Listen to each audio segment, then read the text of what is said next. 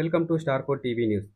కరీంనగర్ జిల్లాలో గోరక్ష చట్టాన్ని కఠినంగా అమలు చేయాలని డిమాండ్ చేస్తూ గోసేవ అభియాన్ ఆధ్వర్యంలో జిల్లా కలెక్టర్కు వినతి పత్రం సమర్పించారు. మూట్కూరి రాధాకృష్ణారెడ్డి నేతృత్వంలో నిర్వహించిన ఈ కార్యక్రమంలో 22,500 మంది సంతకాలతో కూడిన మెమోరాండాన్ని అందజేశారు. దేశవ్యాప్తంగా 3 నెలల పాటు గోసేవ అభియాన్ చేపట్టి గోవుల పరిరక్షణపై అవగాహన కార్యక్రమాలు నిర్వహించనున్నట్లు తెలిపారు. గోవుల అక్రమ రవాణా, వధను అరికట్టేందుకు కఠిన చర్యలు తీసుకోవాలని కోరారు. కార్యక్రమంలో గోసేవ అభియాన్ సభ్యులు, స్థానిక నాయకులు పాల్గొన్నారు.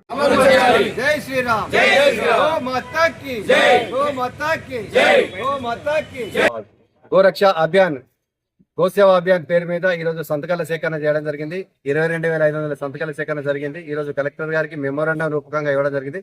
దేశవ్యాప్తంగా ఈ రోజు నుంచి ఒక 3 నెలలు ఈ గోసేవ అభియాన్ పేరు మీద అందరి హిందువులు కలిసి దీని మీద ఒక ఉద్యమం రూపంలో తీసుకొస్తున్నారు. గోరక్ష చట్టాన్ని అమలు పరచాలని చెప్పేసి, దేశమాత గోమాత కావాలని చెప్పేసి నిర్ణయించుకోవడం జరిగింది. దాని మీద రెగ్యులర్ గా స్లాటర్ రోజు పోతున్నాయి. గోమాతలు వేల సంఖ్యలో వధించబడుతున్నాయి. గోమాతలు అంతరించిపోయే పరిస్థితి ఉంది.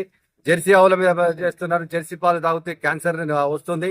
దాన్ని నిరోధించాలంటే జాతీయ ఆవులను, గోమాతల పాలు తాగాలి. దానికోసం జాతీయ గోవును కాపాడే ఉద్యమంతో ఈ ఇష్యూ గోమాత అభియాన్ పేరు మీద సంతకాల సేకరణ చేయడం జరుగుతుంది.